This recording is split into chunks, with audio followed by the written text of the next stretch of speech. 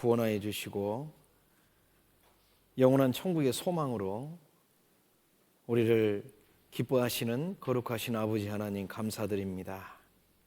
저희에게 베푸신 그 구원의 크신 은혜를 늘 기억하고 또 우리를 교회 가운데로 부르셔서 주님의 복음과 함께 이 나머지의 삶을 살아가게 해주심도 감사드립니다. 2024년 한 해를 이제 마무리하는 중입니다. 지나간 시간을 돌아보고 혹 우리에게 새로운 한 해를 또 허락하신다면 어떠한 모습으로 주님의 영광을 나타낼지 고심하며 결심하며 준비하는 시간이 될 수 있도록 이끌어 주시옵소서.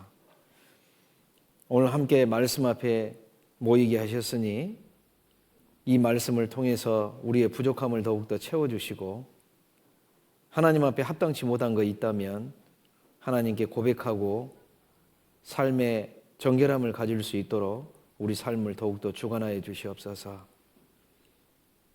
우리 교회를 통해서 전 세계 곳곳에 말씀을 전하게 하여 주심을 감사드립니다. 이 시간에도 복음을 전하기 위해서 수고하는 수없이 많은 선교사님들과 그 가족들 지켜주시고 또 귀한 열매로 맺어진 많은 형제 자매들 더욱더 우리와 동일한 믿음 가운데 주님의 영광을 온전히 나타낼 수 있도록 더욱더 능력으로 띄워주시기를 부탁을 드립니다.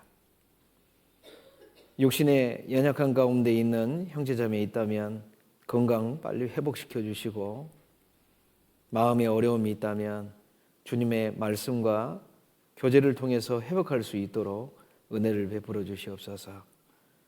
시종을 주께 의탁드리며 예수 그리스도 거룩하신 이름으로 기도드렸습니다. 아멘. 성경 누가복음 21장입니다. 누가복음 21장 34절 35절입니다. 누가복음 21장 34절 35절 찾으셨으면 같이 한번 읽어보겠습니다. 너희는 스스로 조심하라. 그렇지 않으면 방탕함과 술취함과 생활의 염려로 마음이 둔하여지고 뜻밖의 그날이 덕과 같이 너희에게 임하리라. 이날은 온 지구상에 거하는 모든 사람에게 임하리라. 예, 반갑습니다. 저는 구원은 85년도 8월 3일 날 구원받았고요. 여수교회는 처음 온 것 같습니다. 제가 2003년도에 2월에 부르심 받고 서울교회에서 생활을 하다가 저는 국내 사역을 하지 않고 바로 이제 미주 선교사로 제가 떠나서 거의 한 9년 정도 있다가 2015년도 곰곰이 앉아서 자리에 생각해 보니까요, 야 벌써 한국 돌아온 지 10년이 됐네. 이제 이런 생각도 해보았고요. 우리가 지나간 삶을 꼭 연말에는 생각을 해보게 되잖아요. 그러시죠? 앞만 보고 사셔요? 네. 연말이라는 어떤 시간에 마무리하는 한 해를 마무리하는 시점에 이렇게 서다 보면 이제 연초에 내가 과연 어떤 마음으로 올해를 시작했을까? 근데 나이가 들어가면 점점 잊어버리시더라고. 그래서 요즘 젊은 친구들 보니까 저희 청년들도 그러던데 연초에 이렇게 자기의 어떤 그 각오 있잖아요. 그걸 쭉 써놓고 그리고 지난번 교제할 때 보니까 그걸 딱 펼쳐가지고 각자 이렇게 보고 내가 과연 이대로 살았나? 그걸 이렇게 교제하면서 반성도 하고 그러는데 좋은 지혜로운 모습이라는 생각이 이제 나름대로 들었습니다. 시간이라는 것은 붙잡아 놓을 수가 없잖아요. 그죠? 거울 보면 답답하고 늘어나는 것은 주름만 늘어나고 점점 어떤 그 시간이라는 것이 오면 올수록 육신은 성경 말씀대로 후퇴한다. 즉, 저 한 점 낡아진다. 이렇게 표현을 하고 있지만, 이제 그와는 반대로 정말 내 영적으로는, 그래도 내가 올 한 해 말씀 가운데서 내가 그래도 성장을 했어. 내가 올 한 해 그래도 누구누구에게 말씀을 전했는데, 열매를 맺을 수도 있고, 또 열매를 안 맺을 수도 있지만, 어찌됐건 나라는 사람을 통해서 하나님이 이 말씀을 증거하라 하는 그 말씀 앞에서는 내가 그래도 했습니다라고 이야기할 수 있어. 올 한 해는 나는 너무나 미약했지만 정말 교회와 함께 주님 복음 전하는 일에 내가 그래도 참여했어. 아유 잘했어 하고 토닥토닥 해줄 수 있으면 좋겠어요, 안 좋겠어요? 좋겠죠? 그런데 올 한 해 생각하면 한숨만 푹푹 나와. 성경 한 번 읽자고 했는데 창세기 읽다가 멈췄어. 교제도 나가보자 했는데 퐁당퐁당. 전도 집회 온전하게 처음부터 끝까지 한 번도 안 들었어. 내가 정말 그리스도인이 맞나? 네? 만약에 이런 마음이 든다면 답답하겠어요? 안 하겠어요? 답답하죠. 하나님도 나보고 한숨 쉬시지 않겠어요? 너는 어째 이렇게 살았냐? 네.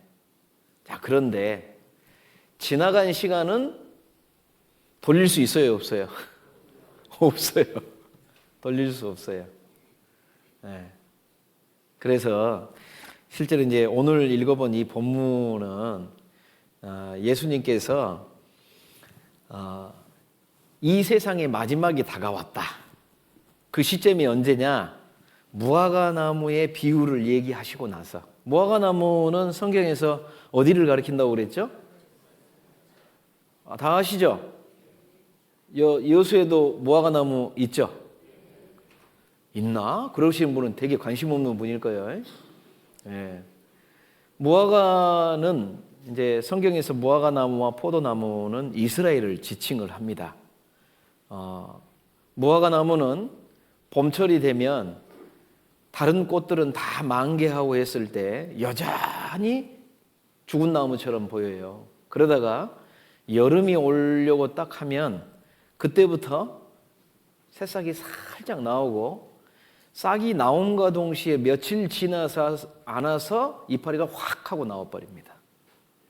그리고 나서 그 잎이 나오면서 뭐가 나오냐면 열매가 하나 나와요. 그게 이제 무화과 나무의 첫 열매입니다. 그래서 여름이 되기 막 시작할 때 나오는 첫 열매가 있고, 그거는 많지는 않거든요. 그래서 그걸 따먹고 나면 이제 여름이 쭉 되면 그때 이제 두 번째 열매철이 그게 이제 본격적인 열매철이 되기 시작합니다. 이 무화과 나무는 이스라엘을 지칭하면서 무화과 나무가 이렇게 잎사귀를 내고 여름이 가까워졌을 때 놀랍게도 예수님은 하나님의 나라가 가까운 줄을 알라.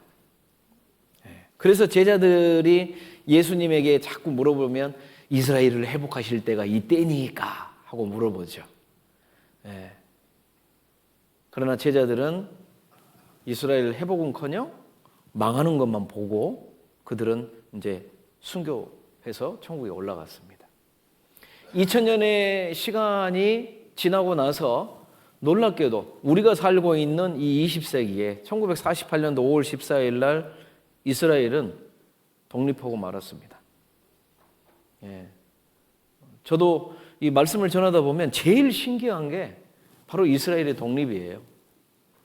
그 200명도 안 되는 숫자가 그 예식장 건물 빌려가지고 거기서 이스라엘은 오늘 독립국임을 선언하노라. 정말 하나님이 함께 하시지 않았으면요, 코웃음 치는 일이에요.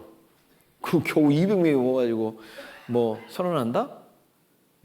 그러면 바로 그냥 그 사람들 다 체포해가지고 감옥에 넣어버리든지 그러면 끝날 일이에요. 얼마 전에 우리나라 윤모 씨가 계엄 선포해가지고 난리가 났는데 성공했어요? 불발됐어요? 불발됐죠? 막 나름 계획은 많이 짰더라고요. 요즘 뉴스를 보니까 몇 번, 1년 전부터 어떻게 했고, 중간에 자기들끼리 모여서 어떻게 했고. 그런데 왜 그게 시행이 안 됐을까요? 동조하는 사람이 거의 없는 거예요. 뭐지? 왜 이 일을 하지? 지금이 어느 때인데 이거 할 만한 때인가? 동조를 안 하는 거예요. 네. 그러니까 군인들이 자기들 그 장군들은 요즘 심각한 단어도 나왔잖아요. 사살한다, 어쩐다. 네. 그렇게 했지만 아무도 동조하지 않으니까 불발로 끝나버리는 거거든요. 하나님이 허락지 않는 거거든요, 그거는. 네. 그런데 이스라엘은 그 200명이 모였는데 놀랍게도 그 다음날 그렇게 발표하고 나자마자 미국, 영국, 프랑스 세계 최고 강대국들은 바로 인정해 버립니다. 그리고 중동 전쟁이 언제부터 일어났죠? 바로 그 다음 날이에요. 그 다음 날. 네. 그때 모여든 군사만 해도 80만 명, 60만 명, 80만 명. 아랍 군대들은 엄청난 무기력을 나타내고 있거든요. 그 당시에 소련의 최첨단 탱크부터 시작해서 모든 조건이 다 있는데 이스라엘은 얼마 되지도 않습니다. 그런데 독립한 그 다음날 일어난 이 중동전쟁, 1차 중동전쟁 때부터 하나님의 약속이 이방인들 눈앞에 딱 펼쳐져 버리죠. 하나님이 에스겔 38장에 뭐라고 하셨어요? 36, 37, 38 하나님이 너희를 불러 모을 것이다. 너희가 이뻐서 불러 모은 게 아니다. 내 이름이 땅에 떨어졌기 때문에 내 이름을 위하여 모으리라. 옛날 그 고토에 모을 것이고 옛날 그 백성을 모을 것이고 장차 에덴 동산은 기경이 뭐냐면 경작지라고 그러죠. 농사를 짓는 땅. 여러분 이스라엘 땅을 가보면요. 이게 얼마나 대단한 말인 줄 느끼게 돼요. 실제로 이스라엘 땅을 가보면요. 이건 메말라도 그냥 메마른 땅이 아니거든요. 도저히 사람이 살 수 없는 땅이거든요. 그런데 여기가 농작지가 된다? 그걸 갖다가 우리의 식으로 표현하면 천지가 개벽해야 되는 거예요. 그렇지 않으면 있을 수 없는 일이거든요. 마크 트웨인이 1800 몇 년도에 거기 이스라엘을 이렇게 지나다니다가 써놓은 글 아마 읽으신 분도 있을 거예요. 이건 풀 한 포기가 없다. 짐승도 못 산다. 여러분 사막에도 가면 짐승이 있어요, 없어요? 있습니다. 사막에 뱀도 있고요. 설치류 같은 것들이 있거든요. 그런데 그런 것도 없는 땅이에요. 그런데 여기가 기경이 된다? 이게 말이 돼? 하나님의 역사를 못 믿는 사람이 하늘에 창을 낸들 이런 일이 있으니까. 네. 하나님의 능력이 없으면 안 된다는 것을 성경은 알려주는데 놀랍게도 이스라엘의 그 회복을 통해서 이스라엘 사람뿐만 아니라 온 이방 사람은 정말 하나님께서 모이게 하셨구나. 그걸 보여주는 거죠. 그게 우리 시대에 지금 일어났어요. 그죠? 그러면 우리 시대에 그 일이 일어났으니까 하나님의 나라가 가까웠어요? 안 가까웠어요? 가까웠죠. 이제 얼마 남지 않았다는 생각을 할 수밖에 없습니다. 모든 성경이 사실이었듯이 이 세상에 예수님께서 저 공중에 오실 거라는 말씀도 분명히 이루어질 것이고 정말 구원을 받았다면 호련히 천사장의 나팔 소리가 들렸을 때 우리는 올라가 있을 거다. 예. 그래서 그거 어떤 분이 눈 깜짝할 사이에 이렇게 표현하더라고요. 그렇죠? 분명히 그런 일이 일어날 겁니다. 다 구원 받으셨죠? 혹시 안 받으신 분 있으면 이 시간 끝나고 목사님 찾아가서 구원의 확신에 대해서 얘기하셔야 돼요. 자, 예수님께서 이 무화과 나무의 비유를 딱 하시고 나서 예. 그 앞에 33절 봐보세요. 천지는 없어지겠으나 내 말은 없어지지 아니하리라. 자, 하나님은 약속은 분명히 지켜지고 하나님이 하신 말씀은 1.1획도 땅에 떨어지지 아니할 거다. 이 이야기는 예수님께서 마지막 이스라엘의 어떤 그 독립을 통해서 세상 역사의 마지막 타임이 시작될 거다 이렇게 얘기합니다. 자, 그리고 나서 이제 오늘 이 본문의 말씀 34절 너희는 스스로 조심하라 그랬습니다. 여기서 이 말씀하는 이 너희는 누굴까요? 네, 뭐 이제 그때 당시로 치면은 이제 제자들이 있겠죠. 제자들은 이제 그 앞에 있었으니까 너희는 이제 이렇게 얘기하잖아요. 그리고 오늘날 우리들의 관점에서 보면 너희는 바로 마지막 시대를 살고 있는 그리스도인이라는 것을 알 수 있습니다. 제가 보통 이제 연말 이렇게 돼가지고 이렇게 제가 담임하는 교회가 아니고 이렇게 타 교회를 와서 이제 말씀을 전하다 보면 원래는 이제 올해 마지막이니까 보통은 어떻게 해야 되겠어요? 제가 주제를 놓고 되게 좀 고민할 때 주제를 뭘로 할까? 수고하셨습니다 이렇게 할까?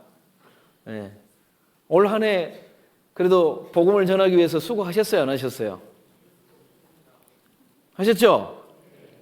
한번 옆에 분 돌아보시면서 수고하셨습니다 좀 해보세요. 예. 예. 저도 2024년도를 생각해 보면 하여튼 쉽게 지나간 해는 한 번도 없는 것 같아요 지금까지. 예. 신앙생활을 저 같은 경우는 고등학교 때 구원을 받고 주님이 저는 이렇게 제 개인적인 인생으로는 이렇게 안 오실 줄은 몰랐어요. 네, 제가 10대 때 구원을 받고 20살이 넘으니까 아직도 안 오셨네? 그러다가 30이 될 때 거의 29살 그 12월 달은 제가 한 달 동안 잠을 못 잔 것 같아요. 무슨 생각을 했냐면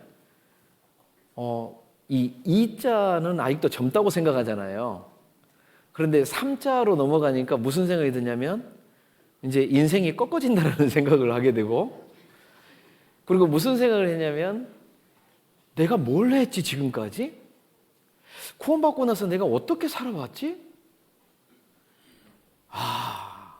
하나님 앞에 자랑할 것이 별로 없다라는 생각이 너무 들어서 제가 막 잠을 못 잤던 것 같아요.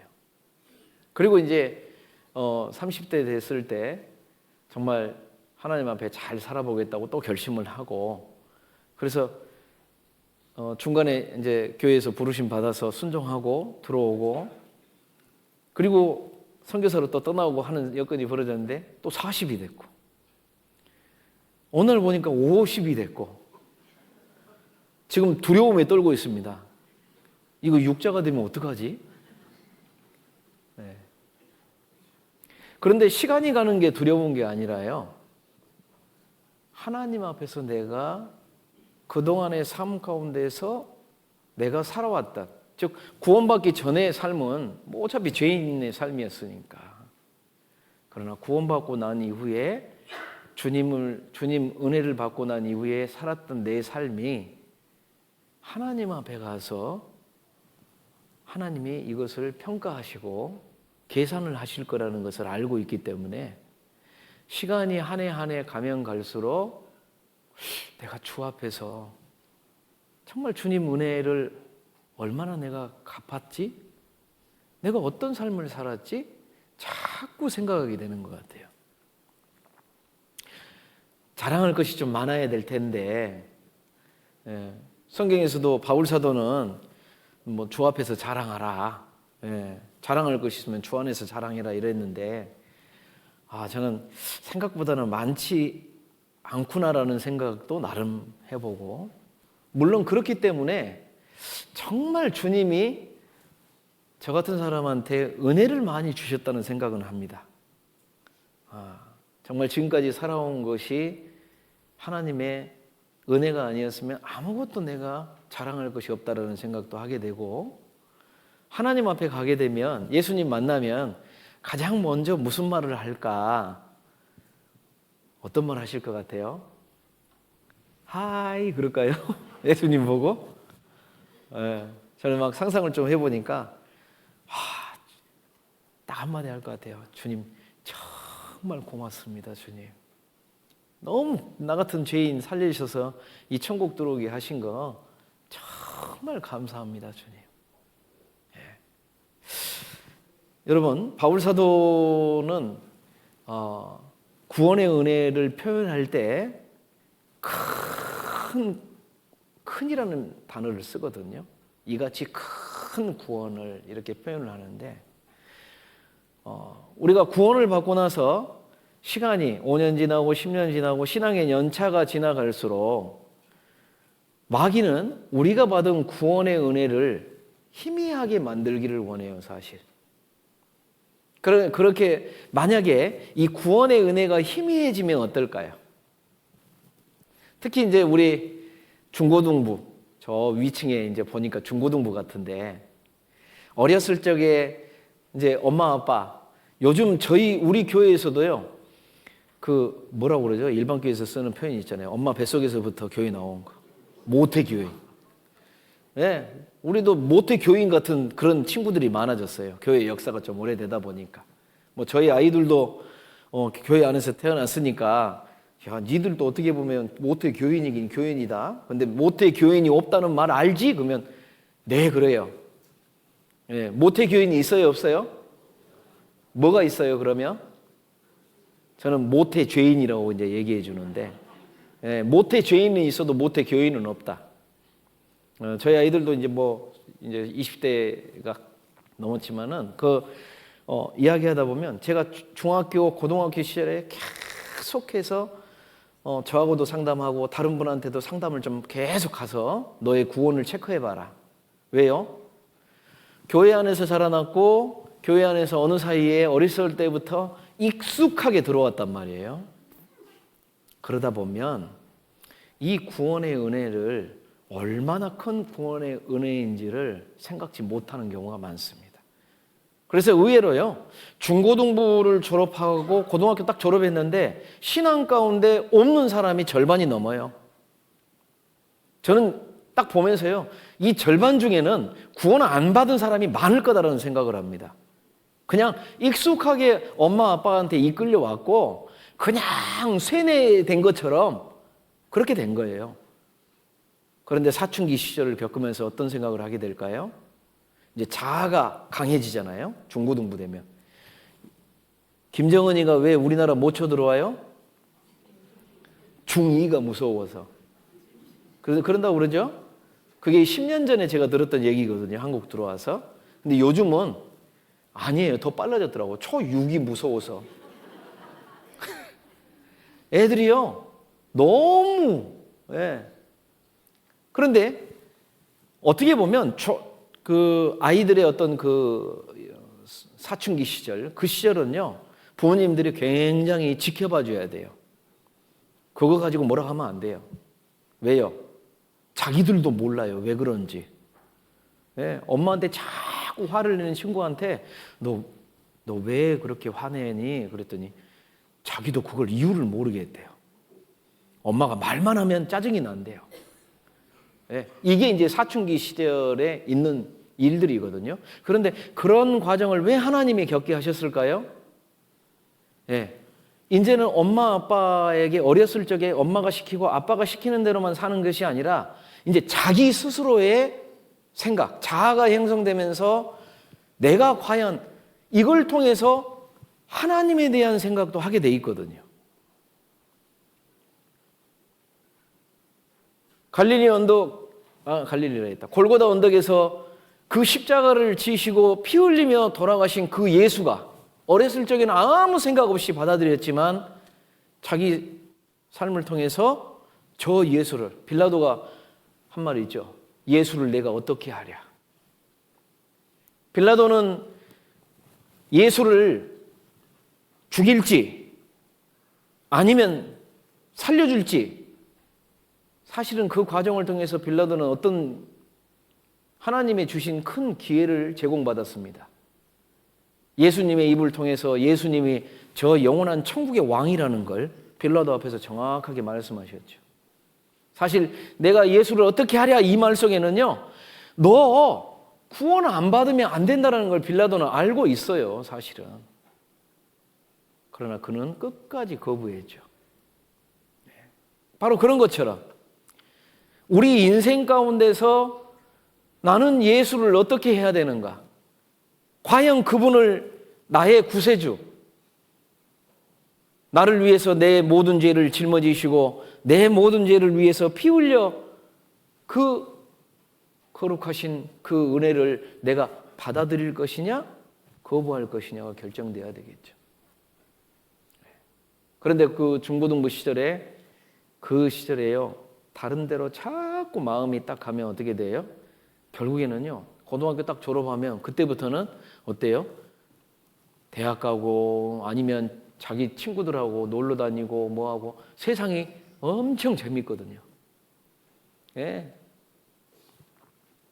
고등학교 때까지는 술도 못 마셨는데 친구들이 이제 성인이니까 술 마셔도 돼 하니까 술도 마시고 싶은 마음도 생기거든요. 유혹이 있어요.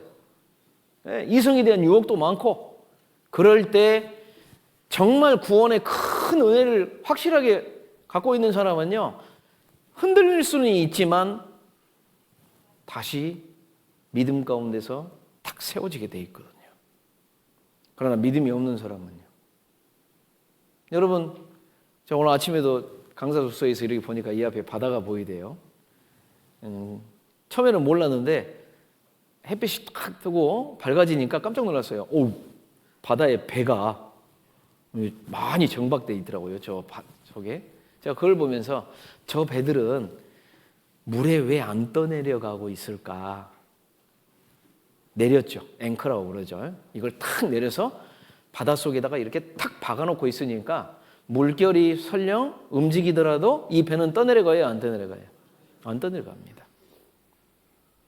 예수 그리스도의 십자가의 은혜가 내 마음의 중심 속에서 콱 박혀 있는 사람은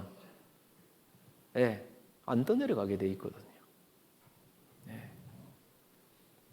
그러나 그게 없는 사람은요, 자기가 구원 받았는지 안 받았는지 별로 예수님의 은혜에 대해서 생각도 안 하고 천국에 대한 소망도 없고 익숙하게 그냥 전도 집회에 억지로 많이 들었거든요. 그냥 구원 아니에요. 중고등부 특히 그거 잘 생각하십시오. 억지로 나와서 있지만 정말 한번 생각해 보세요. 요즘은 중고등부 시절에도 아이들이 간혹 가다가 사고 나기도 하고 죽기도 하고 그러더라고요. 참 가슴 아픈 일인데 결국은 그런 모습을 통해서 뭐예요? 자기 영혼의 문제에 관심을 좀 가져봐야 될 필요성이 정말로 많다라는 생각을 해봅니다. 그래서 다른 어떤 것보다도요, 내가 정말 예수 그리스도의 십자가 은혜로 내가 그 은혜를 확실하게 내 마음속에 믿고 있나? 이걸 체크해 보는 것은요, 너무너무 중요한 일이라고 할 수 있죠. 구원이 없으면 이 모든 것은 다 의미가 없습니다. 그죠? 그래서 성경의 첫 번째 주제가 뭐예요? 영생을 얻는 것. 요한복음 5장 39절 기억나시죠? 주무셔요? 너희가 성경에서 영생을 얻는 줄 생각하고 성경을 상고하거니와 이 성경이 곧 내게 대하여 증거하는 것이니라. 이 구원의 은혜는 시작입니다. 시작. 한마디로 씨앗이 싹이 트는 거예요. 그런데 이게 없어요. 이건 없는데 구렁이 담 넘어가듯이 그냥 교인이지, 믿는 사람이지, 천국 갈 거야. 그러면서 선한 양심 가져야 되고, 뭐 착하게 해야 되고, 봉사도 해야 되고, 뭐 해야 되고, 뭐 해야 되고, 의미 없습니다. 그래서 예수님은 담 넘어 온 자라고 표현하는 거예요. 예수의 문을 통하지 않고 들어온 사람은 자기가 아무리 우리가 하나님의 이름으로 많은 권능을 행하고 기적을 행하고 귀신을 쫓아내고 그랬지만 불법이라고 분명하게 얘기해 놓으신 거죠. 혹 우리 중에 우리 교회에 나온 사람, 우리 교회는 구원 안 받으면은 사실 버티기가 힘들죠. 그죠? 네, 버티기가 힘들어요. 그런데 제가 서울교회에 있을 때요, 9년 동안 주일 말씀 들으면서 구원 안 받은 사람도 봤어요. 그러다가 10년 만에 구원을 받대요, 진짜로. 네, 그분은 다행이었어요, 진짜로. 근데 신기하더라고요. 어떻게 그 많은 시간, 네? 오늘 또 이 목사님 말씀 또 길잖아요. 그걸 막 들었는데 그걸 구원 안 받고 저걸 들어? 대단한 사람이다. 그리고 전도 집회도 많이 들었어. 달달달 외워요. 네. 이 다음에 무슨 말씀, 이 다음에 무슨 주제 다 해요. 그런데 구원은 안 받았어요. 왜 그럴까 하고 생각해 봤습니다. 그리고 그 사람하고 얘기하면서 결국은 선생님이 구원 안 받은 이유가 뭔지 아세요? 그러니까, 뭔데요? 나도 궁금해요. 그래서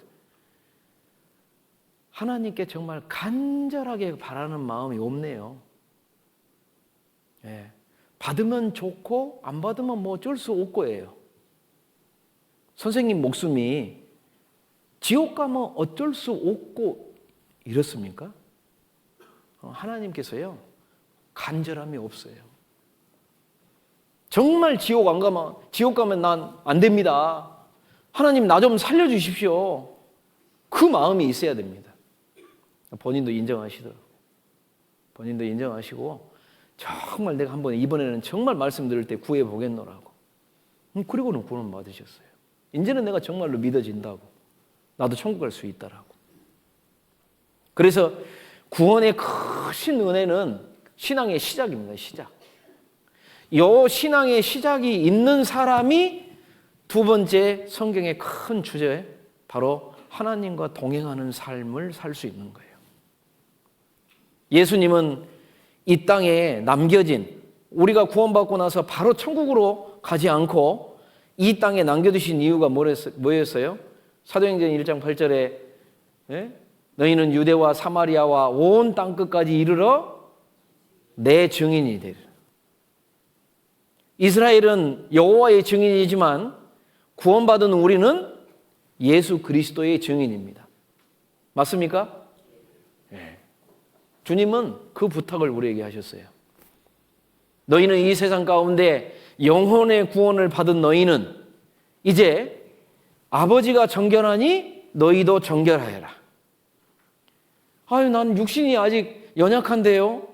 내 속에는 아직 더러운 것이 아직 많이 있는데요. 내가 영혼의 구원만 받았을 뿐이지 나는 아직 육신이 안 바뀌었는데요. 하나님도 아셔요. 그런데 왜 우리에게 이런 싸움을 만들어 놨을까요? 육신의 것을 이 죄성과 싸우려니까 쉬워요, 어려워요?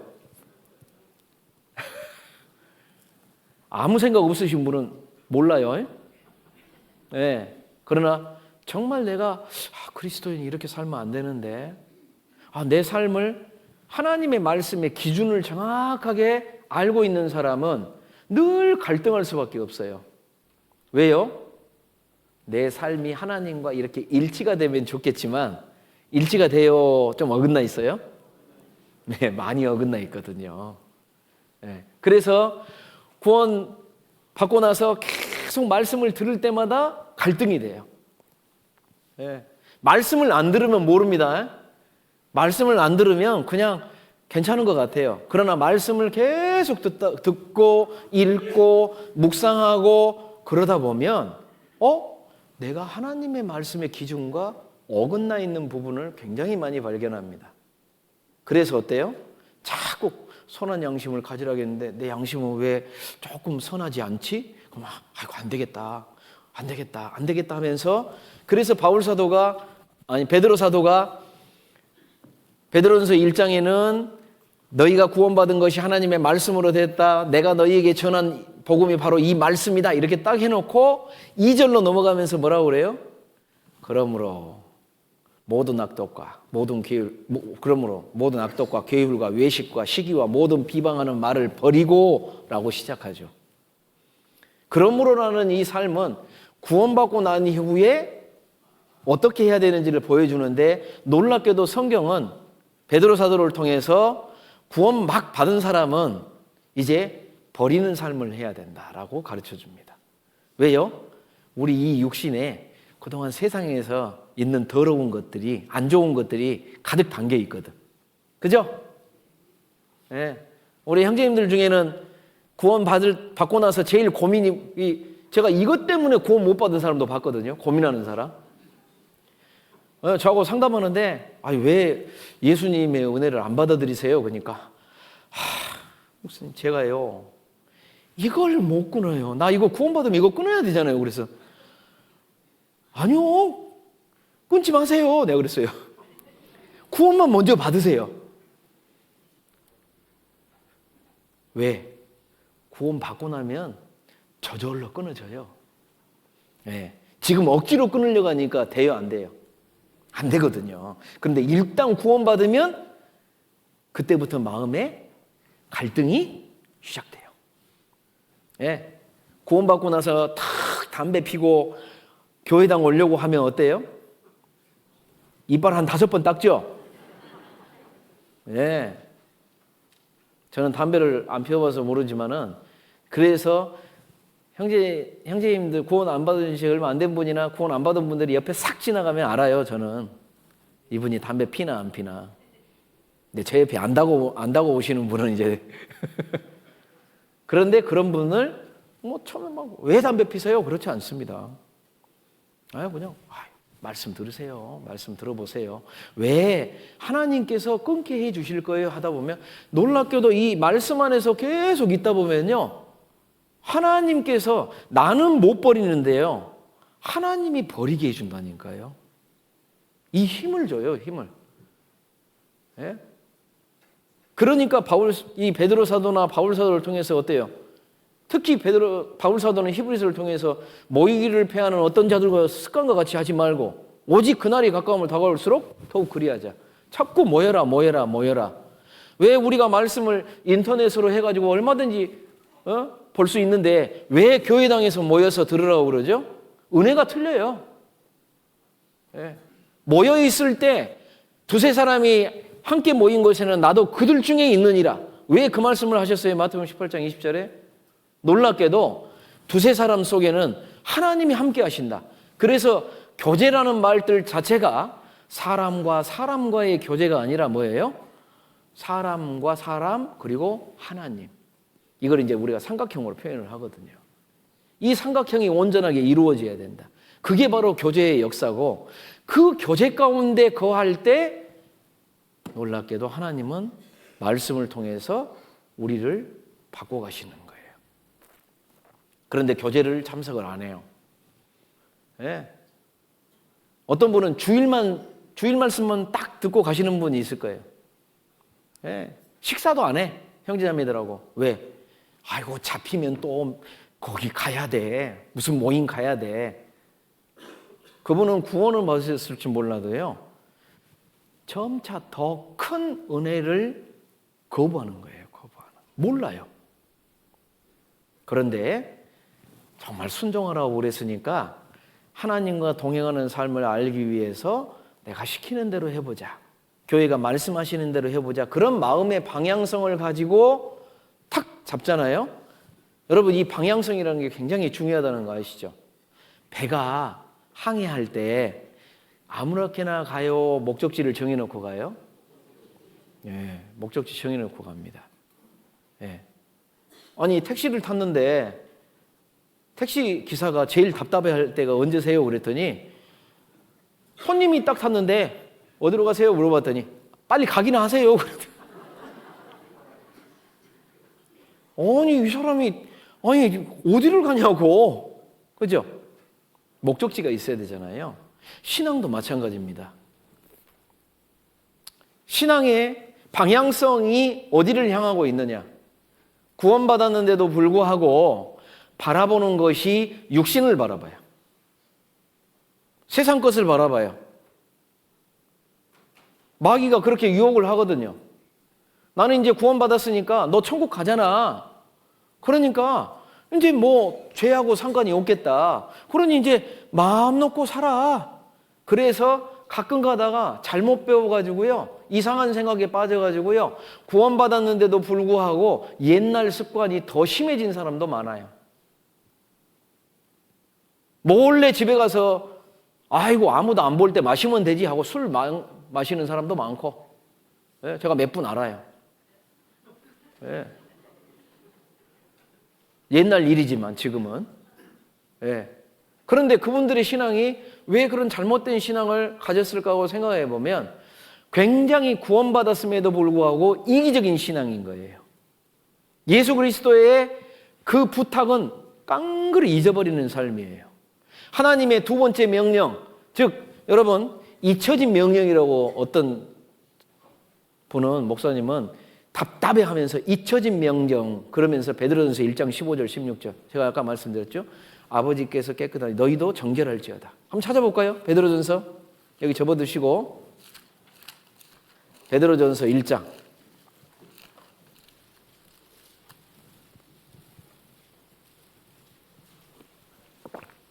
15절 16절 같이 읽어보겠습니다. 오직 너희를 부르신 거룩한 자처럼 너희도 모든 행실에 거룩한 자가 되라. 기록하였으되 내가 거룩하니 너희도 거룩할지어다 하셨느니라.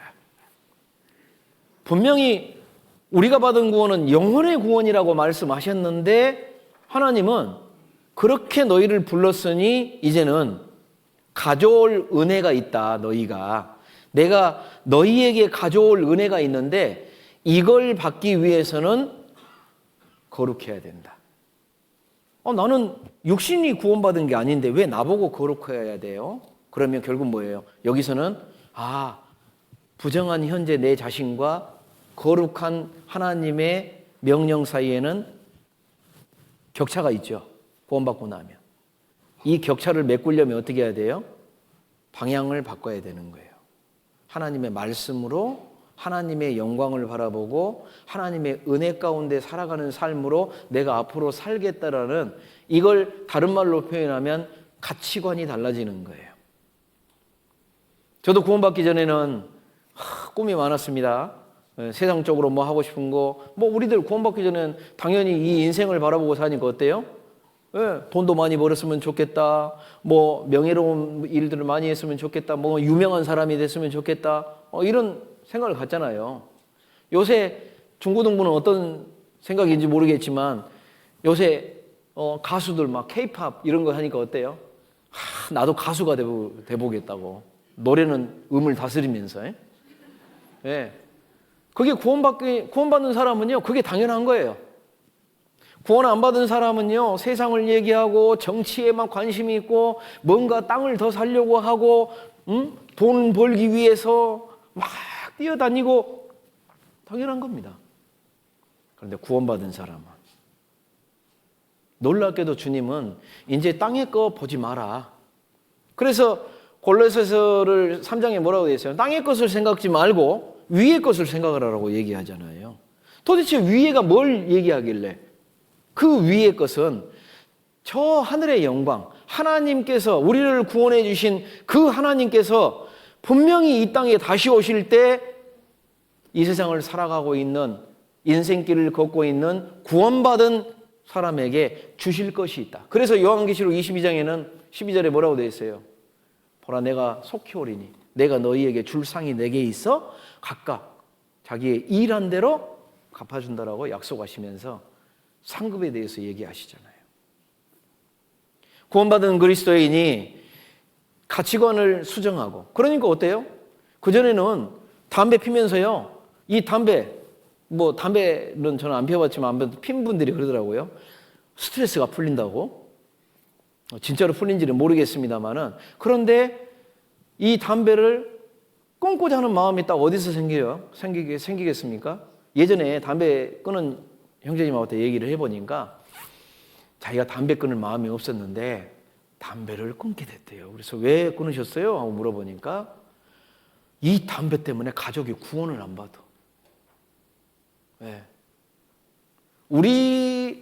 여러분 담배의 역사가 몇 년이나 된 줄 아세요? 우리나라 사람들은 옛날 옛적 호랑이 담배 피던 시절 이런 표현 쓰니까 굉장히 오래된 것처럼 그렇게 생각하는데요. 담배 역사는 겨우 200년 조금 넘습니다. 1800년도경에는요, 담배가 이렇게 이제 멕시코나 저쪽 남미 쪽에서 이렇게 퍼져가지고 유럽 쪽으로 들어왔는데, 당시에 귀족들 있죠. 그때만 해도 귀족 사회니까. 귀족들이나 좀 부자들은요, 이렇게 골련이라고 그러죠. 이렇게 돌돌돌돌로 말아가지고, 이렇게 탁 피면요, 그 당시에는 굉장히 아주 최고의 멋진 모습 이렇게 표현했습니다. 예. 그리고 그 당시에 목사님, 복음을 전하는 목사님들도 그 당시에 담배 핀 목사님들도 있었어요. 왜? 그걸 죄라고 생각 안 했거든요, 당연히. 예. 그런데 점점점 시간이 지나면서 예를 들어서 D.L. 무디 목사님도 처음에 담배를 피웠거든요. 근데 담배 피다가 담배를 끊어버렸어요, 어느 한순간. 왜요? 어떤 자매님의 편지가 있었어요. 이 쪽지 편지가 왔는데 지금도 그 편지가 남아있을 겁니다. 무디 선생님. 무디는 학교를 아주 교육을 제대로 못 받았기 때문에 목사로 인정도 안 받았어요. 그래서 무디 선생님이라는 표현을 쓰거든요. 무디 선생님, 오늘 말씀 끝나고 형제님들하고 같이 이렇게 두런두런 모여 있는데 담배 피시는 모습을 봤습니다. 그 당시에는 담배가 나쁘다고 뭐 생각 안 했으니까 어떻게 했어요? 형제들끼리 담배, 지금이야 상상도 하기 힘든 일인데 피면서 했는데 그 뒤에 뭐라고 써놨냐? 담배를 피다 보면 이렇게 침을 자꾸 뱉나 봐요. 가래침이 나오나 봐요. 근데 이렇게 형제들이 아마 그랬나 보죠? 하면서 퇴퇴 하는 것을 보는데 너무 보기가 안 좋습니다. 네, 좀 그런 모습은 안 보여줬으면 좋겠습니다. 무디가 그 편지를 보고서 객관적으로 자기를 보는 거예요.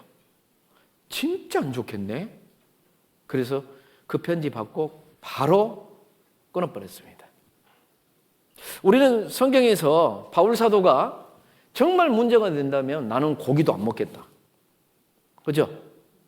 예. 당시에 고린도에는 우상의 제물이 이렇게 우상에게 제사 드리고 난 것들이 시장에 나와요. 시장에 있는 파는 거의 대부분의 것들이 우상의 제물입니다. 그런데 그걸 아무 생각 없이 우리는 이게 우상의 제물인지도 모르고 하니까 그냥 먹어도 상관없어요. 그런데 누군가가 이거 우상의 제물인데요? 이거 우상에게 드렸던 제물인데요? 그래? 그럼 나 안 먹어. 음식이 무슨 죄가 있겠어요, 사실. 그런데 이것이 그런 거라면 왜? 이 형제의 양심을 위해서 나는 안 먹겠다. 왜 술을 끊어야 됩니까? 예? 술 그거 마셔도 상관없지 않나요? 옛날에 보니까 레위 족속들이 레위서에 보면 제사장들 뭐 할 때 아론의 두 아들들이 독주 마셔가지고 행설수설 하다가 다른 불 들여가지고 저주받잖아요.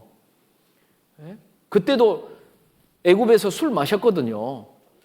그 버릇이 이어진 거예요.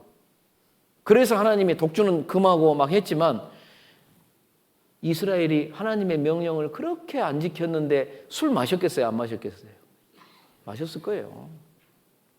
그런데 그리스도인은 이제 나중에 잠언을 통해서나 뭐 이런 데를 통해서 어때요? 성경에 소주 이야기도 나오죠. 누가복음에.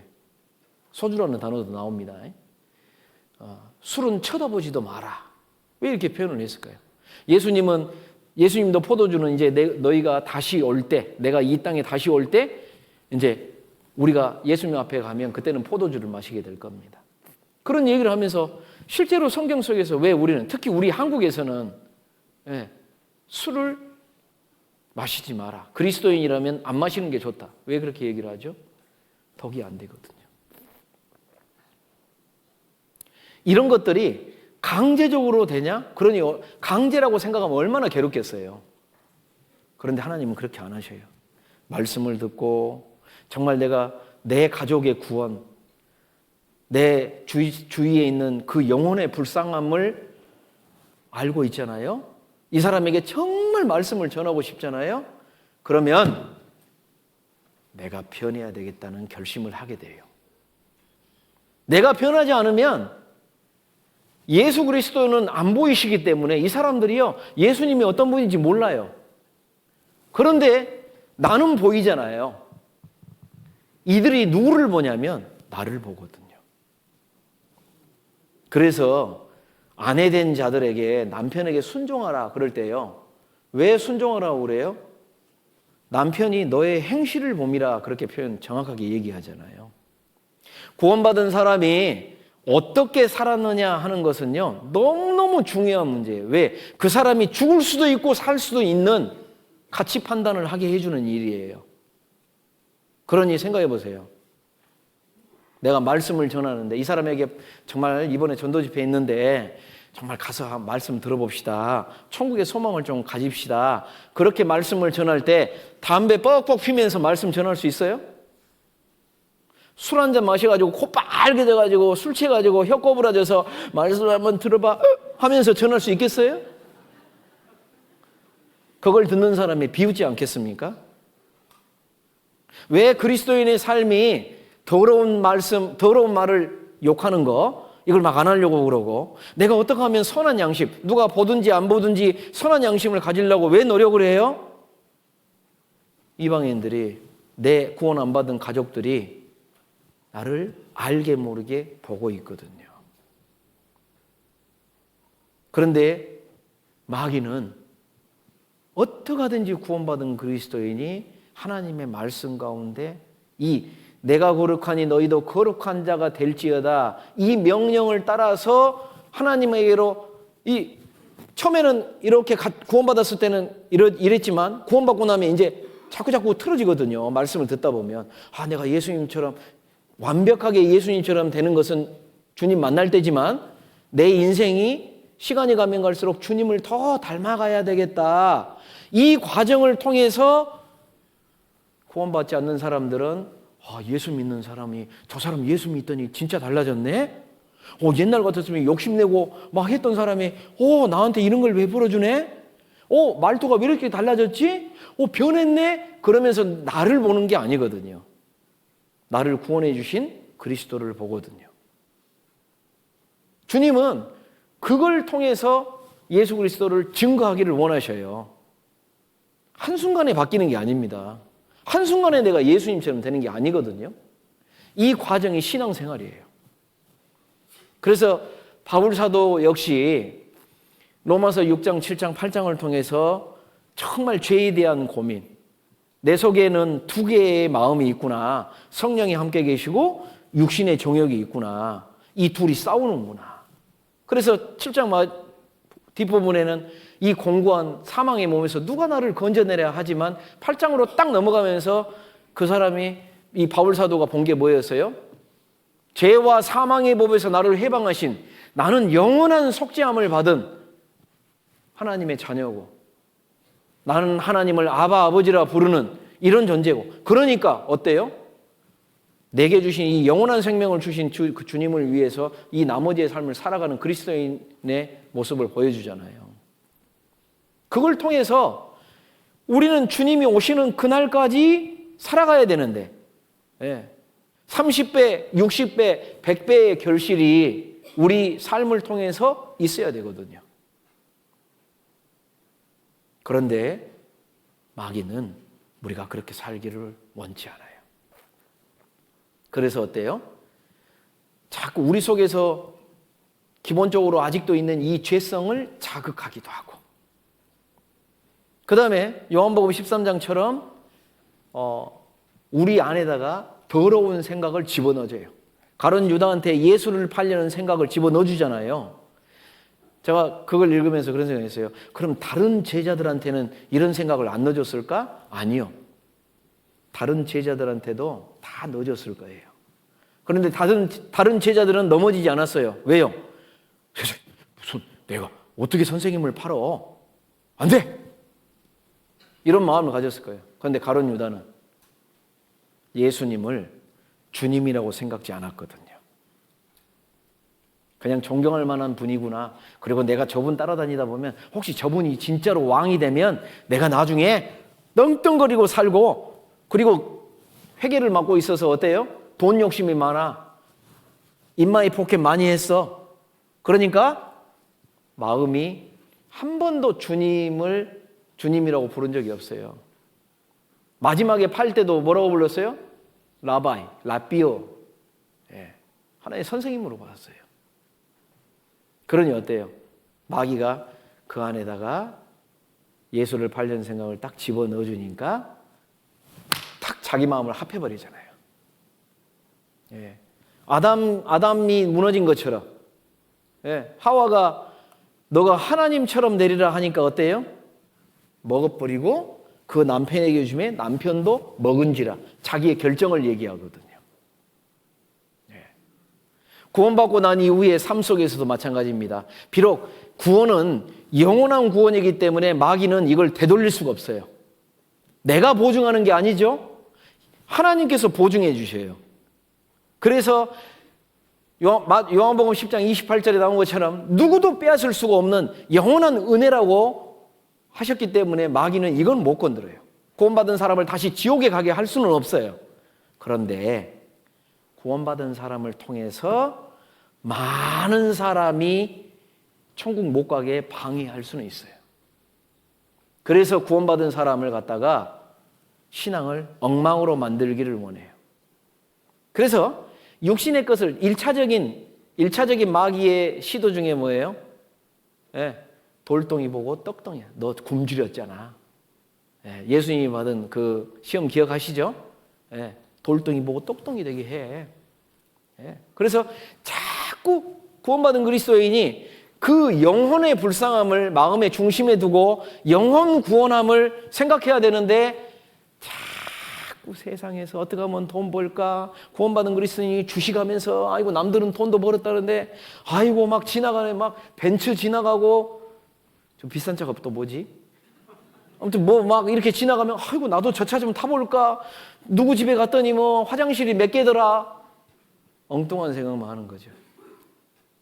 그런데 세상에 자꾸 부러워하니까 어떻게 돼요? 자꾸 그쪽을 추구하게 되고. 예. 그런데 내가 어떤 길을 걸어야 되는지 방향성이 명확한 사람은요. 로마서 6장 봐보겠습니다.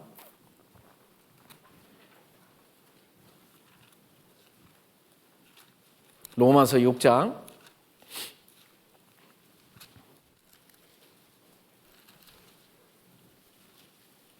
1절 2절 같이 읽겠습니다.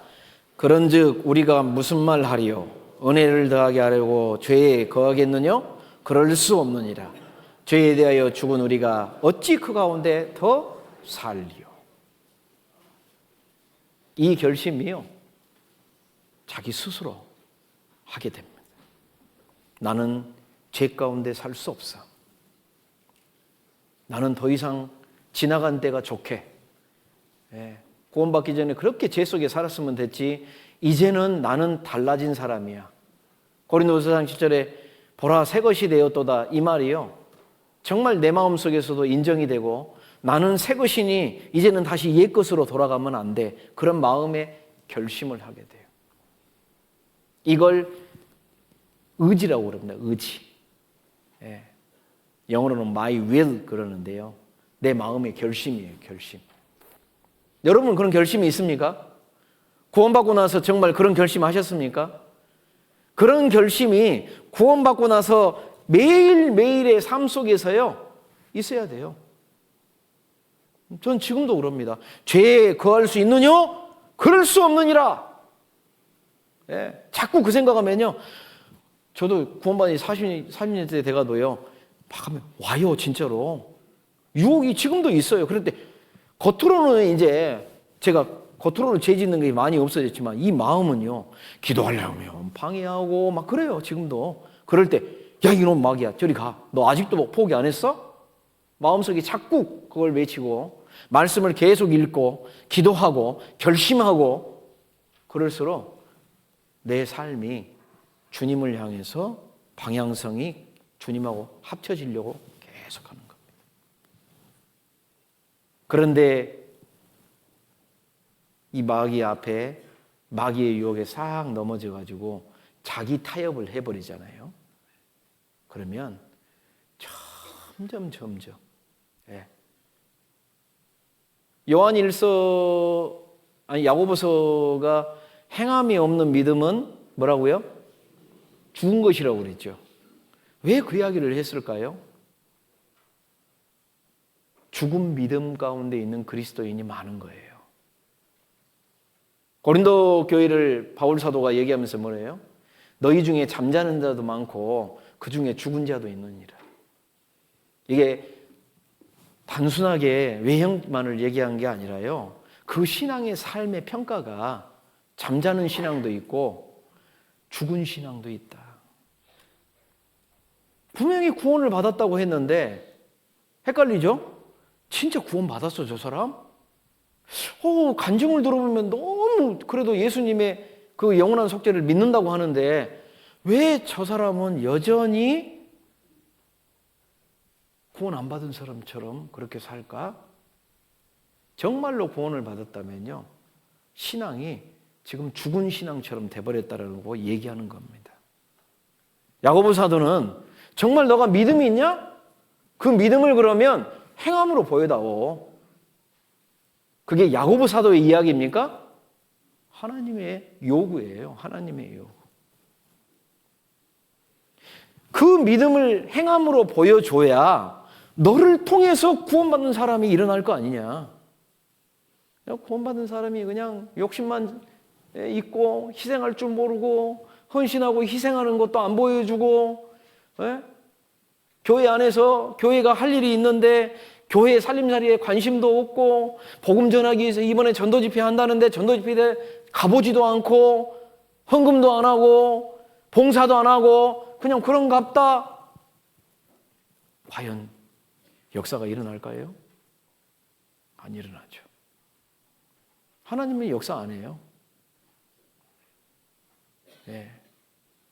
머리 대신 주님께서는 몸을 사용해서 놀라운 일들을 많이 만들어내고 싶은데 이 몸이 안 움직이네? 그래서 경고하신 말씀이 요한계시록의 7교회의 모습인 거예요. 첫사랑을 잊어버린 교회, 덥지도 아니하고 차지 아니하고 하는 라오디게아 교회처럼 엉망인 교회의 모습이 될 수 있다. 그 교회의 믿음의 모습을 나타내는 게 뭐냐면 우리 개인의 신앙이지 않습니까?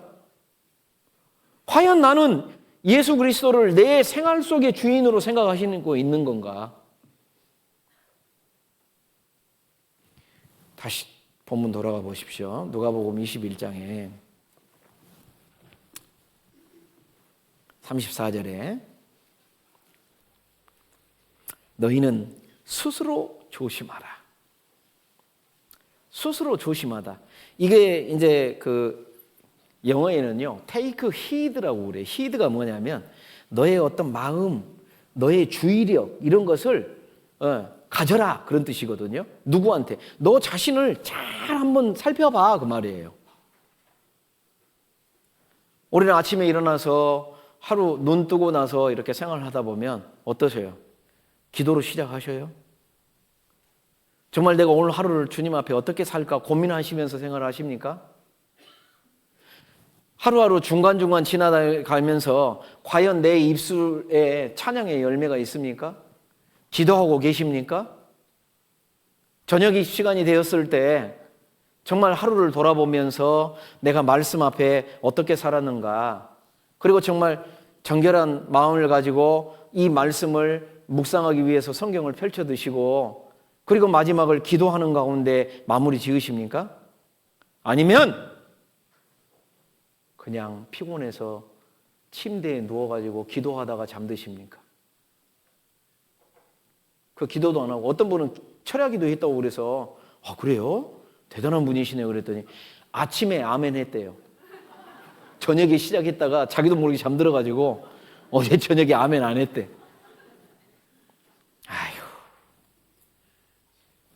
그래서 예수님이요, 너희는 스스로 조심하라. 그렇지 않으면, 이 뒤에 말이 참 무섭습니다. 그렇지 않으면 방탕함과 술 취함과 생활의 염려로 마음이 둔하여지고.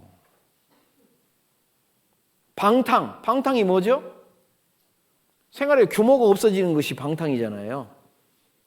정말 내 시간을 어떻게 써야 할지, 내 입술도 이거 하나님이 주신 건데 이 입술로 온갖 세상에 뽕짝만 얘기하고 K-팝 가수들 따라서 노래는 잘 부르는데 하나님을 찬양하는 마음이 없어. 뭔가 이상하지 않습니까? 방탕한 거 아닙니까 그거? 네? 물질을 찾기 위해서 막 고민하고 어떻게 하면 돈 많이 벌어볼까? 어떻게 하면 더 나은 생활을 할까? 당연한데 그죠? 이 세상을 살아가니까 물질이 필요하잖아요. 그런데 목적이 뭐 있냐, 어디에 있냐 그 말이에요. 그리스도인으로서 구원받기 위해서 내가 정말 복음을 전하기 위해서 해야 되는데 네, 물질에 대한 방탕함, 11조도 안 해. 주일헌금도 안 해. 교회당 나와서 많은 형제자매들이 희생한 거 위에 자기는 그냥 와가지고 누리고 가. 나중에 주님 앞에 딱 가면 분깃이 있겠어요? 없어요, 분깃이. 너는 한 문화 내가 너희한테 줬는데 뭐 했냐? 수건에 감싸서 그냥 왔습니다.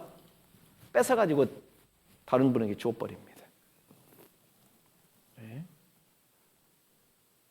정말 예수 그리스도의 십자가의 은혜를 받았다면, 거기서 생명의 구원을 받았다면, 이제 내가 너를 불쌍히 여긴 것처럼 너도 다른 이를 불쌍히 여겨야 됨이 마땅하지 않느냐? 그런데 구원받은 그리스도인이 다른 영혼 건지는 일에 아무 마음이 없어요. 관심이 없어. 전도 집회하는 것을 그냥 행사처럼 여겨. 나 이번에 오신 목사님은 그래도 목소리는 까랑까랑하대. 아이고 넥타이 색깔이 어째대? 아이고. 죽어가는 영혼들에 대한 마음이 없으면 어쩌겠어요? 교회가 그러면 되겠어요? 네. 우리가 왜 이런 우리 여수교회도 제가 여수교회 제가 목포교회에서 구원을 받았기 때문에 여수교회가 막 초창기에 수고하고 고생한 일들 많이 있었어요. 제가 알아요. 소식은 다 들었기 때문에. 어려움도 많았어요, 되게. 예, 그때 당시에 막 교회가 흔들리는 일도 많았었고요. 막 물질적인 문제도 많았고요. 막 했는데, 그래서 저도 하여튼 여수교회 소식 들으면서 그때 기도했던 것이 생각이 나요. 예. 그 어려움을 다 겪으면서 오늘날 이렇게 교회당을 마련하고 그나마 이렇게 복음을 위해서 이렇게 살고 있으니 그동안 수고하신 형제 자매님들이 얼마나 귀합니까? 그분들이 수고해 줬기 때문에 오늘날 편안하게 앉아서 우리가 말씀을 듣고 하는 거예요. 그런데 이제 내가 할 역할이 그러면 없습니까? 아니죠. 네. 저 어제 저녁에 도착해서 저기 무슨 커피숍 제일 꼭대기에 있는 커피숍 가서 여수 시내가 이렇게 보이더라고요. 그리고 이제 여수교회당 이쪽으로 쭉 오는데 뭐 40년이 달라졌다고 누가 그러더라고요. 터널 지나서 오니까 여기는 어둡대요. 이쪽. 네. 그래서 옛날 생각이 났어요. 그때 여수교회당이 좀 이렇게 좀 외곽 지역에 있다고 들었던 것이 기억이 나서 진짜로 그렇구나. 그러면 저 시대 중심가 쪽에는 어떻게 될까? 저 중심가 쪽에 뭔가 좀 이제 여수교회가 정말 복음을 많이 전해서 이 자리가 차고 넘치니까 거기에다가도 하나 말씀을 전할 수 있도록 해야 되지 않을까? 뭐 제 개인 생각입니다. 개인 생각. 이제 이런 생각을 좀 해봤어요. 여러분, 우리가 살아가는 이 시기가요, 이제 주님이 오실 때가 정말 얼마 남지 않았다고 생각하거든요. 저도. 개인적으로 이렇게 운전하고 가다가 조금 특이한 구름이 나타나면 제가 어쩔 때는 세워서 이렇게 구경한 적이 있어요. 혹시 저기서 예수님의 삐꿈하고 보고 계실까? 저 구름 속에 혹시 나 부르시려나? 진짜 그런다니까요. 저녁에 잠들 때면 제가 기도하면서 주님, 혹시 제가 눈 감았다가 탁 떴는데 주님 만날 수도 있겠네요. 얼마 안 남았거든요, 진짜로. 한 영혼이라도 더 복음 전해야 되지 않겠습니까? 그게 우리가 할 일이에요. 그런데 마귀는 육신적인 것만 생각한다니까요. 예. 교회는 자꾸 복음을 전하기 위해서 시간을 투자하고 물질을 투자하고, 왜? 우리 시대에는 죽어가는 영혼들을 살리려면요, 성도들이 희생이 없으면 안 돼요. 역사가 안 일어나요. 그래서 실제로 성경 안에서 예수님도 마태복음 9장에 뭐라고 그랬어요? 일꾼이 부족하니까 추수하는 주인에게 청하여 일꾼을 많이 보내주셔서 그렇게 얘기하라. 오늘날 우리 교회를 통해서 전 세계 곳곳에 말씀이 전해지고 있습니다. 얼마 전에도 저랑 같은 권역에 있던 무주교회 담임 목사님께서 저랑 동갑인데요. 예, 파라과이 쪽에 선교사로 떠났어요.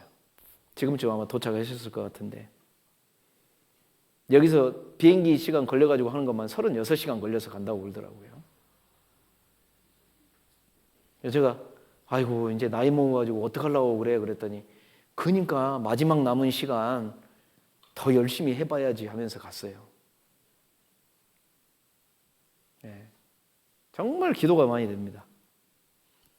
건강도 위해서 기도해 줘야 되겠고, 이제 새로 시작하는 데서 그 언어를 또 어떻게 할까, 이제 이 엔진이 녹슬어 가지고 이거 말이나 제대로 할까 걱정이 되지만, 주님 의지하고 갔으니 주님이 도와주시지 않겠어요? 우리는 기도해 줄 거다. 그리고 한국교회가 계속 지원해 줄 거니까 걱정하지 말라고.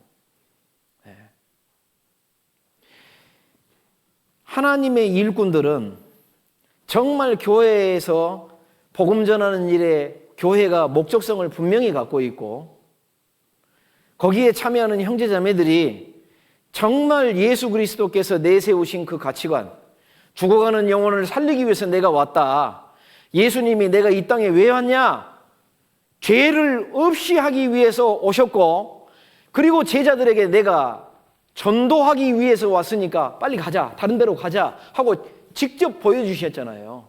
이스라엘 전역을 돌아다니셨잖아요. 사마리아 여인에게 다가가서 그 자기를 그냥 사람 취급도 안 해주는. 여러분, 그 사마리아 여인하고 얘기한 중에 보면 결국은 물 얻어 드셨어요, 못 드셨어요? 못 드셨어요. 읽어보니까 나중에 물동이 던져버리고 가버리잖아요. 물론 전하기 위해서 그렇겠지만, 그런 사마리아 여인에게 찾아가서 그 영혼을 위해서 복음 전하시는 예수님. 예루살렘의 그 불순종한 사람들, 하나님의 은혜를 모르는 그 사람들을 위해서 눈물을 흘리시는 그 예수님의 모습을 읽어보셨지 않습니까? 자, 우리는 어떻게 살아야 될까요? 스스로 조심하지 않으면 놀랍게도요, 이대로 뭐 살지가 아니에요. 방탕함과 목적성을 잃어버려요.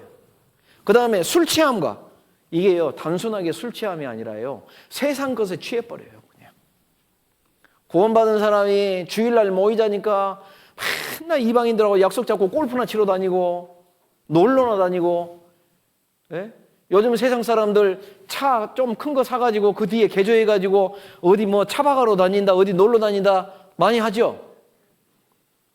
근데 구원받은 사람, 저도 아이고 놀러 갔으면 좋겠다. 놀러 가면 좋죠. 그런데 그럴 수 없어요. 왜요? 사람이 죽어가고 있는데, 제일 중요한 일이 있는데 다른 일에 신경 써요? 못 쓰죠. 제가 얼마 전에 신문에서 어떤 정형외과 의사인데요, 요즘 의사들이 성형외과나 뭐 이런 데는 좋아하는데 정형외과 의사는 안 하려고 그런답니다. 뭐 심장 수술하고 뭐 이런데 지원자가 없대요. 왜요? 돈도 별로 안 되면서 너무너무 어려운 수술이에요. 여러분 생각해보세요. 정형외과 막 이 뼈를 막 이렇게 해가지고 수술하고 사람 몸을 갈라서 이걸 하고 쉽지 않잖아요. 그런데 이분은 정형외과 자기가 정말로 열심히 하는 분인데 거의 뭐 수술이 너무 많고 편하게 살지를 못하더라고요. 의사인데도. 근데 그분이 하는 말이 그거예요. 나는 내가 그 수술을 할 때마다 내가 들어가서 이 수술을 해줌으로 이 사람이 산다는 것에 희열을 느낀다고. 내가 수술을 해주니까 이 사람이 사는 거니까 내가 하는 일이 얼마나 중요한 일이냐고. 제가 그거 보면서요, 존경스럽더라니까요. 그리고 내가 가져야 될 마음이 저 마음인데. 죽어가는 영혼이 있는데 그 영혼 살리는 일보다 더 중요한 일이 있습니까?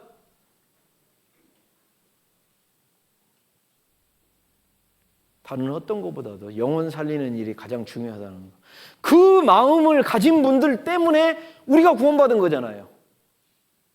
저도 제가 구원받은 게 저를 전도하신 선생님이 정말 1년 동안요 말씀 좀 들어보라고 포기하지 않고 얘기해 주셨어요. 그래서 결국 말씀을 듣게 됐고 구원받게 됐거든요. 지금도 감사해요. 만약에 그분이 포기하셨더라면 한번 얘기해보고 아이고 너는 안 듣겠다. 과연 저는 끔찍해요. 그 생각하면 할수록. 우리가 정말 조심하지 않으므로 방탕함, 술 취함, 그 다음에 생활의 염려, 무엇을 먹을까, 무엇을 입을까 염려하지 말라고 했는데요. 주님을 바라보지 못한 사람은요, 항상 염려밖에 안 나와. 불안하고. 그런데 주님을 정확하게 보는 사람은 어때요? 마음이요, 가진 건 별로 없어도요. 아니, 들풀도 입히시는 하나님이 나를 뭐 굶기시겠어? 내게 필요한 거 주님 아시잖아. 담담하게 나갑니다. 그런데 조심하지 않으면요. 이런 것들이 놀랍게도 자기를 흔들 거예요. 구원받았음에도 불구하고 이런 것들로 인해서 다 보면 마음이 둔해지고 무슨 마음이 둔해질까요? 죽어가는 영혼을 보지 못한다니까요. 교회 안에서도 그럴 수 있어요. 교회가 죽어가는 영혼을 살리기 위해서 전도인은 정말 복음 전하기 위해서 말씀을 전하기 위해서 노력해야 되고 말씀 더 공부하고 상담의 기술을 더 연마하고 당연히 그래야 되지 않습니까? 그런데 어느 사이인가 대접받기를 좋아하고 마음이 높아지고 겸손함을 딱 잃어버리면요 하나님이요 안 써버립니다. 더 이상. 성도들도 마찬가지죠. 마음에 교만이 올라오고 그래서 전도집회 딱 하면요 이번에 전도집회 행사 어떻게 할까? 행사요? 사람이 몇십 명 대전도집회 하면 이번에는 한 30명 40명 들었네. 100명 들었네. 그러면 아이고 뿌듯해. 한 명 들으면요 실망합니까? 어느 사이인가 영혼을 저울질해버려요 우리가. 대전도 집회하면 한 명이 오면 어떻습니까? 그 한 명을 위해서 전 성도가 기도해주면 천하를 구원한 거랑 마찬가지 아닙니까? 근데 어느 사이인가 우리가 그 마음을 잃어버린다면 주님은 더 이상 우리를 사용하지 않으실 겁니다. 그러나 정말 예수님 말씀처럼 스스로 조심하라. 자기를 살피는 거예요. 형제자매들 대할 때도 어때요? 이게요 구원받은 지 오래된 분일수록 더 조심해야 된다니까요. 구원받은 지 얼마 안 된 분이 딱 왔을 때 보면요 이미 구원받은 지 오래돼서 신앙생활 좀 하다 보면요 이게요 정말 입에서요 잘못하면 독설이 나올 수 있어요. 그 사람 마음이 상한지 어떤지도 모르고요 막 뭐라 해버린다니까요. 행동이 분명히 맞아요. 잘못됐죠. 그런데 성경이 뭐라 했어요? 믿음이 연약한 자를 비판하지 말라고 그랬죠. 그 의심하는 자를 비판하지 말라. 그럼 어떻게 해야 돼요? 아이고 그렇게 생각했어. 그렇게 생각할 수 있어. 근데 한번 이렇게 하면 목사님하고 전사님하고 상담 한번 해봐. 이게 맞는지. 그렇게 해주면은 이게 아니었구나 하고 깨달아 갈 텐데, 자기가 어느 정도 이제 신앙이 좀 섰다는 사람이요, 비판하고 더 마음 상하게 하고 그렇게 할 수 있어요. 조심하지 않으면. 이 스스로 조심하라는 단어가요, 그냥 하신 게 아니거든요. 이런 것들로 조심하지 않으면 방탕함, 술 취함, 생활의 염려로 마음이 둔해지고, 그리고 더 놀라운 그 뜻밖의 그날이 덕과 같이 너희에게 말이라. 예수님이 이 땅에 오시는 날이 갑자기 딱 오면 왜 덫이라고 표현했을까요? 아무것도 받을 게 없어요, 하나님 앞에. 천국 들어가는 일은 당연히 구원받았기 때문에 우리가 천국은 들어가지만, 주님은 놀랍게도 그리스도의 심판대에 대해서 고린도 교회에게 이야기해 줍니다. 고린도전서 1장을 보다 보면 고린도 교회의 문제점이 다 드러나죠.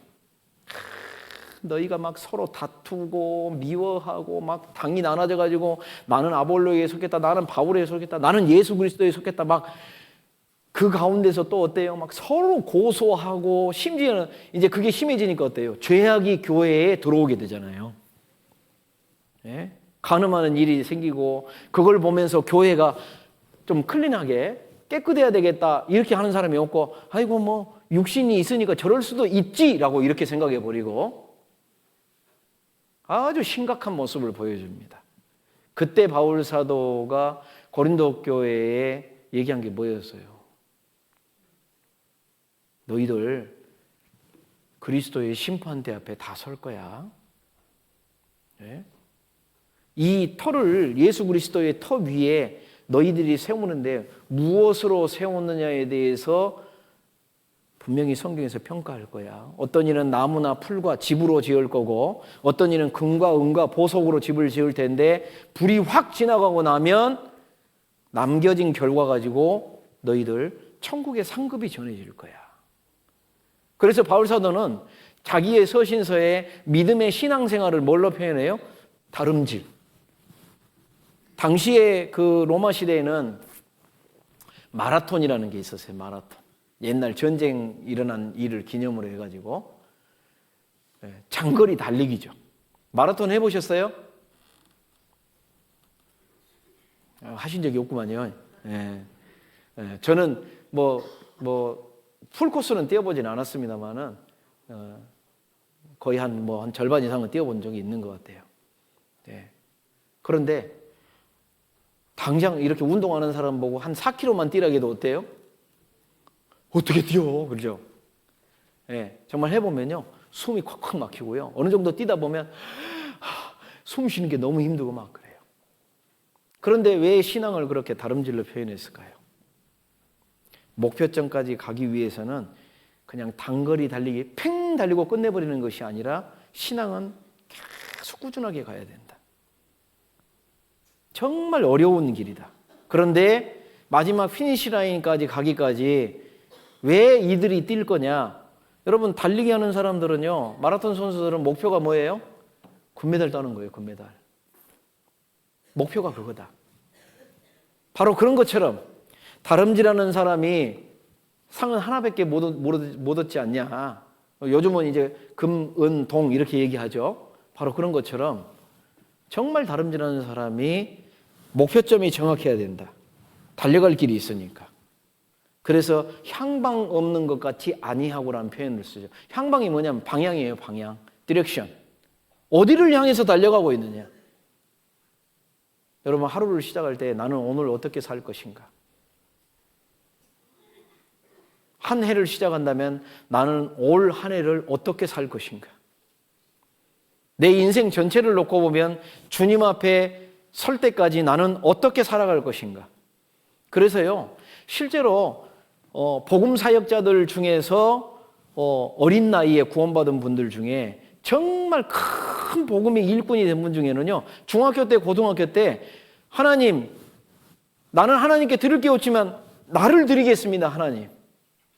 정말 내가 주님이 나를 구원해 주신 이 복음에 합당하게 내 나머지의 삶을 주의 복음 전하는 일에 살겠습니다라고 바쳐진 사람들이 그런 결심을 한 사람들이거든요. 여러분은 어떻게 여러분의 삶을 하나님께 드리고 계십니까? 교회 일꾼은 저 전사님이나 저 임원들이나 아유 나 같은 것이 그렇게 생각하셔요? 천만의 말씀이에요. 주님은 정말 작은 재능이 있더라도 바쳐지기를 원합니다. 가난한 과부가 2렙돈 드릴 때 예수님은 보고 계시고 그 가난한 과부가 자기의 전부를 드렸을 때 주님은요 2렙돈 이 가치를 안 따졌다니까요. 그의 전부를 드렸느니라. 여러분은 어떠세요? 교회에서 임원 좀 맡아달라고 그러니까 목사님 제가 11조도 하고요 뭣도 하고요 뭣도 하는데 그거면 됐잖아요 하고 돌아가세요. 그런 분은 없겠지만 생각해 보세요. 하나님 나는 요 정도 됐으니까 더 이상 나한테 요구하지 마세요. 만약에 그런다면 그게 진짜 순종일까요? 아니잖아요.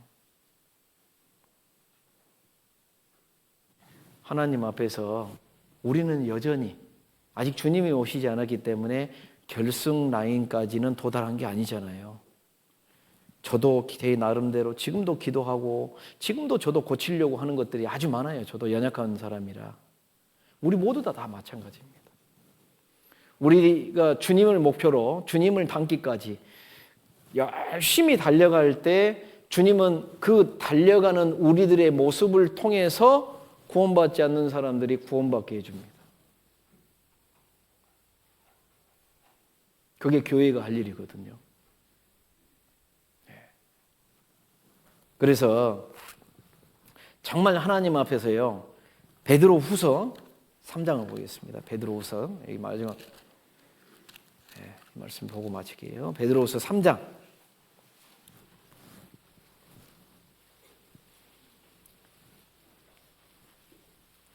3장 10절을 보시면요. 그러나 주의 날이 도적같이 오리니 이렇게 표현합니다. 예수님이 하신 말씀처럼 분명히 주의 날이 도적같이 온다 그 말은 생각지 않고 갑자기 오게 될 거예요. 그러니까 우리도 정확한 시간은 모르잖아요. 마지막 때가 가까이 왔다 이건 알고 있죠.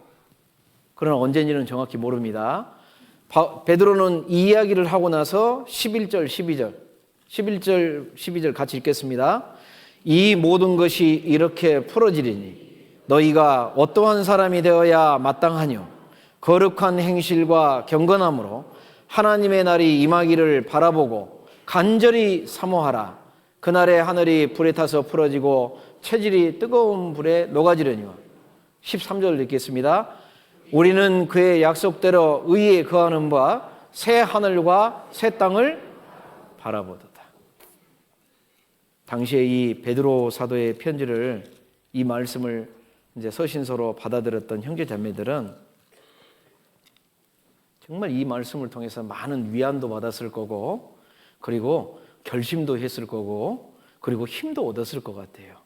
왜 그러냐면 이때 당시가 이제 대박해가 시작될 때라서 정말 믿는다고 하는 것은 내가 예수님 믿습니다라고 내 태도를 결정할 때 그 믿음을 받아들일 때 그리고 그 믿음의 신앙생활을 계속하게 될 때 죽기를 각오하고 해야 되거든요. 로마 병사에게 잡히면 죽습니다.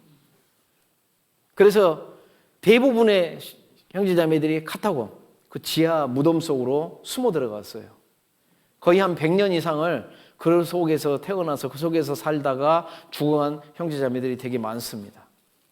밖에 음식 구하러 왜 먹어야 되니까 음식 구하러 갔다가 그날 저녁에 안 돌아오면 죽은 거예요. 아침에 음식 구하러 나간다고 딱 할 때 정말 인사하면서요. 그때 했던 인사 중에 하나가 천국에서 봅시다.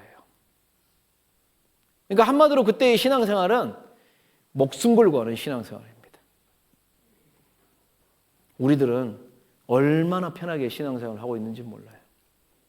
아침에 집 나올 때 목숨 걸고 나오십니까? 우리는 그런 삶이 없어요. 우리는 이때 당시의 성도들에 비하면 받은 게 너무 많아요. 많이 받은 자에게는 많이 달라고 그런 데 있죠? 우리에게 많은 걸 달라고 하셔요. 내 마음을 먼저 주님 앞에 드려야 됩니다. 마음을 주님 앞에 안 드리면요, 내 행동은 안 돼요. 희생과 헌신은요, 마음이 받쳐져야만 할 수 있는 일입니다. 마음이 받쳐지지 않은 상태에서 희생하고 헌신하면 외식이 될 가능성이 많아요. 그래서 실제로 이 바울 사도가 이 모든 것이 이렇게 풀어지리니 너희가 어떠한 사람이 되어야 마땅하냐. 여러분의 마음속에 말씀을 배우고 교제생활을 하면서 정말 나는 하나님 앞에서 어떠한 사람이 되어야 마땅할까, 이 말씀을 통해서 찾아가셔야 됩니다. 그냥 뭐 목사님이 이렇게 살라고 했어 해서 그렇게 살아요? 그럼 목사님 말 듣는 것밖에 더 돼요? 성경 읽으셔야 돼요. 그 목사님 입에서 나오는 말이 그 목사님의 말이 아니라 하나님께서 내게 해주신 말씀이구나, 얼마나 엄중한 말인지 그 가치를, 그 무게감을 느껴보시고, 이게 그냥 안 지켜도 되는 거야, 하든지 말든지 그냥 뭐 상관이 있겠어? 이게 아니라니까요. 왕의 명령이라니까요. 나를 구원해 주신 구세주의 명령이라니까요.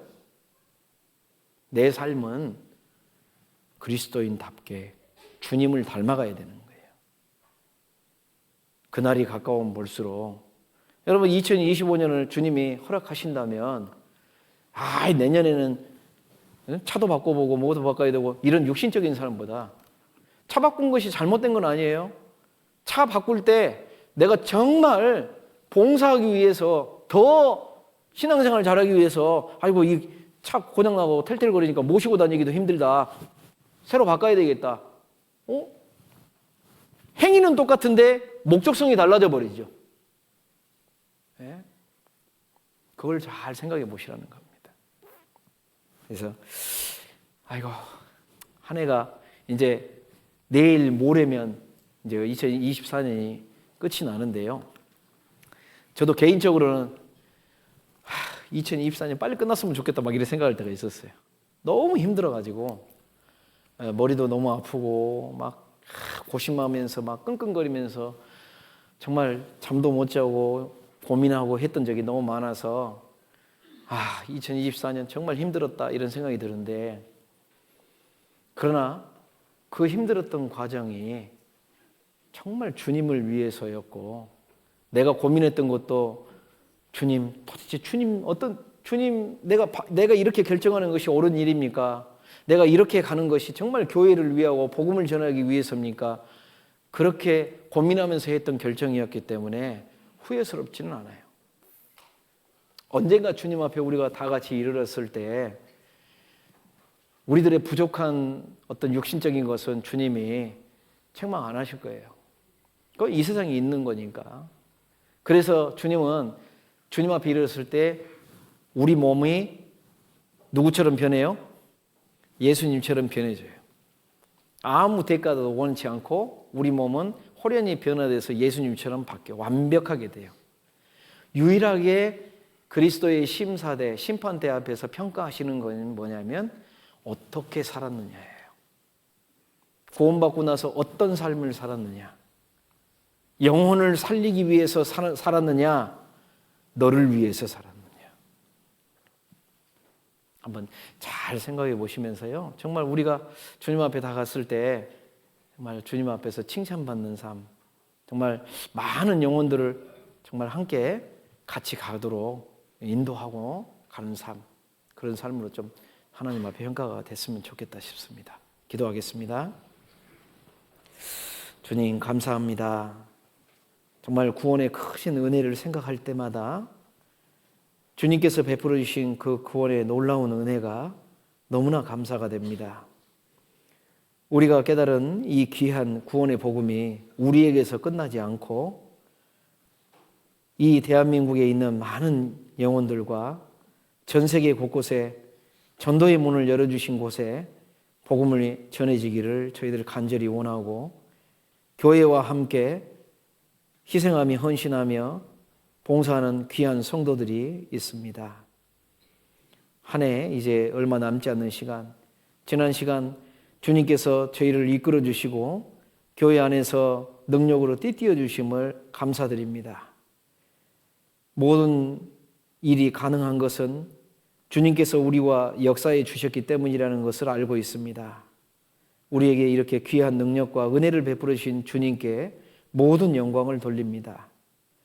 새로운 한 해를 시작해 가는 날이 이제 이틀 남았습니다. 동계 수양회를 참석하여 정말 함께 나아가야 할 방향을 정하고 더욱더 주님의 영광을 이 교회를 통해서 어떻게 돌릴지 저희들 결심하는 시간입니다. 참여해서 큰 은혜로 채워주시고 정말 우리의 삶이 주님 앞에 가는 그날까지 부끄러움 없는 삶으로 아버지께 영광을 돌릴 수 있도록 더욱더 이끌어 주시고 도와주시옵소서. 가정마다 영육간에 부족하지 않도록 채워주시고 우리들의 삶을 통해서 주님의 영광이 드러나기를 간절히 원하며 언제나 우리를 사랑해 주시는 예수님의 이름으로 기도드렸습니다. 아멘.